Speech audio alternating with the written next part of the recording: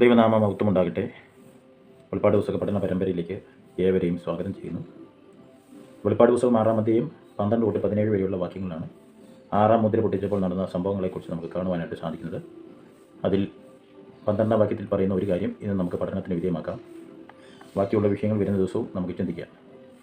6-12 വായിക്കുന്നു. 6-ാം മുദ്ര പൊട്ടിച്ചപ്പോൾ വലിയൊരു ഭൂകമ്പമുണ്ടായി. സൂര്യൻ കരിമ്പടം പോലെ കറുത്തു, ചന്ദ്രൻ മുഴുവൻ രക്തതുല്യമായി തീർന്നു. 6-ാം മുദ്ര പൊട്ടിക്കുന്നത് വളരെ പ്രധാനപ്പെട്ട കാര്യമാണ്. പാപം നിറഞ്ഞ ഹൃദയം കഠിനപ്പെട്ട ലോകത്തിന്മേൽ ദൈവക്രോധം പകരുന്നതിൻ്റെ ആരംഭമാണിത്. 6-ാം മുദ്ര പൊട്ടിക്കുമ്പോൾ പ്രപഞ്ചം ശിഥിലമായി തുടങ്ങുന്നതാണ് നമുക്കിവിടെ കാണുവാനായിട്ട് സാധിക്കുന്നത്.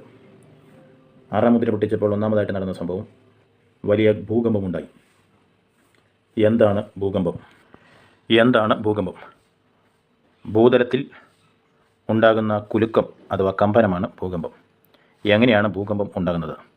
വൾക്കാനയുടെ പ്രവർത്തനം മുഖാന്തരം പാറക്കെട്ടുകളുടെ വിഘടനം മൂലവും ഭൂകമ്പം ഉണ്ടാകുന്നു. വളരെ നീളത്തിൽ കിടക്കുന്ന ഭൂഗർഭ ശിലകൾ വിഘടിക്കുമ്പോൾ സമ്മർദ്ദ തരംഗങ്ങളും വൈരൂപ്യ തരംഗങ്ങളും ഭൂമിയിൽ പരക്കുന്നു. കമ്പന തരംഗങ്ങൾ തീവ്രമാകുമ്പോൾ വലിയ പിളർപ്പും മുഴക്കവും മുഖാന്തരം ഭൂകമ്പം ഉണ്ടാകുന്നു.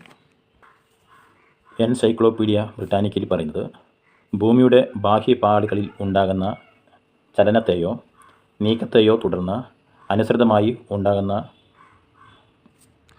പ്രകടങ്ങൾ മൂലം ചെറിയ ഭൂകമ്പം മുതൽ വിസ്തൃതമായ മേഖലയിൽ സമ്പൂർണ്ണ നാശം ഉണ്ടാകുന്ന തരത്തിലുള്ള പ്രതല നീക്കങ്ങൾ വരെ ഉണ്ടാകാം.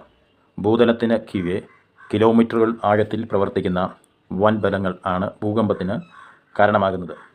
ഭൂമിക്കടിയിലെ പ്ലേറ്ററുകളുടെ ചലനവും ഭൂകമ്പത്തിലെ ഉരുകിയ പാറക്കെട്ടുള്ള മർദ്ദവും ഭൂകമ്പങ്ങൾക്ക് കാരണമാകുന്നു. ഭൂമിക്കടിയിലെ സമ്മർദ്ദവും മാസങ്ങളോ വർഷങ്ങളോ ചിലപ്പോൾ നൂറ്റാണ്ടുകളോ വളർന്നു വലുതാകുമ്പോഴും പാറകളിലെ വിടവുകളിലൂടെയോ പാടെ തകർന്ന പാറകളിലൂടെയോ അഗ്നിപർവ്വത പ്രവർത്തനങ്ങളുടെയോ അത് സമീപത്തുള്ള അടിപ്പാറകളെ ഊക്കോടെ കുലുക്കിവിടുന്നു. ഭൂവൽക്കത്തിൻ്റെ അടികൾ നീങ്ങുന്നത് കൊണ്ടോ ഭൂകമ്പമുണ്ടാകാം. ഭൂകമ്പത്തിന് കാരണമാകുന്ന പ്രതിഭാസം ഉടലെടുക്കുന്ന ഭൂമിക്കടിയിലുള്ള പ്രദേശത്തെ ഫോക്കസ് അഥവാ ഹൈവോസെൻറ്റർ എന്ന് വിളിക്കുന്നു. ബൈബിൾ പഠനത്തിന് വിധേയമാക്കുമ്പോൾ അനവധി ഭൂകമ്പങ്ങൾ ഉണ്ടായതായി നമുക്ക് കാണുവാനായിട്ട് സാധിക്കുന്നു. 1.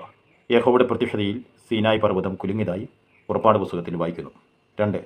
യോനാഥാൻ്റെയും ആയുധവാഹകൻ്റെയും വിജയത്തിൽ ഭൂമി കുലുങ്ങി. 1 ശമൂവേൽ 14:15. ഏലിയാവിൻ്റെ മുമ്പിൽ യഹോവ പ്രത്യക്ഷപ്പെട്ടപ്പോൾ ഹോരേബ് പർവ്വതം കുലുങ്ങിയതായിട്ട് 1 രാജാക്കന്മാർ 19:11 മൂന്നാമതായിട്ട് നമുക്ക് കാണുന്നു. 4. ഉസിയ രാജാവിൻ്റെ കാലത്ത് ഭൂകമ്പമുണ്ടായി. ആമോസ് 1:1. 5. യേശുക്രിസ്തു ക്രൂശിന്മേൽ ഉറക്ക വിളിച്ച് പ്രാണനെ വിട്ടപ്പോൾ ഭൂകമ്പമുണ്ടായി. മത്തായി 27:51 തൊട്ട് 54 വരെയുള്ള വാക്യങ്ങൾ. 6. പൗലോസും ശീലാസും ഫിലിപ്പിൻ കാരാഗൃഹത്തിൽ കിടന്ന് ദൈവത്തെ പാടി സ്തുതിച്ചപ്പോൾ ഭൂകമ്പമുണ്ടായി. അപ്പോസ്തല പ്രവൃത്തികൾ 16:26. 7. കുഞ്ഞാട് 6-ാം മുദ്ര പൊട്ടിച്ചപ്പോൾ വലിയൊരു ഭൂകമ്പമുണ്ടായതായിട്ട് വെളിപ്പാട് 6:12 വായിക്കുന്നു. 6-ാം മുദ്ര പൊട്ടിച്ചപ്പോൾ രണ്ടാമതായിട്ട് നടന്നത് സൂര്യൻ കറുമ്പടം പോലെ കറുത്തു എന്നുള്ളതാണ്. ആ വിഷയത്തെ സംബന്ധിച്ച് നാളെ നമുക്ക് പഠനത്തിന് വിധേയമാക്കാം. Thank you.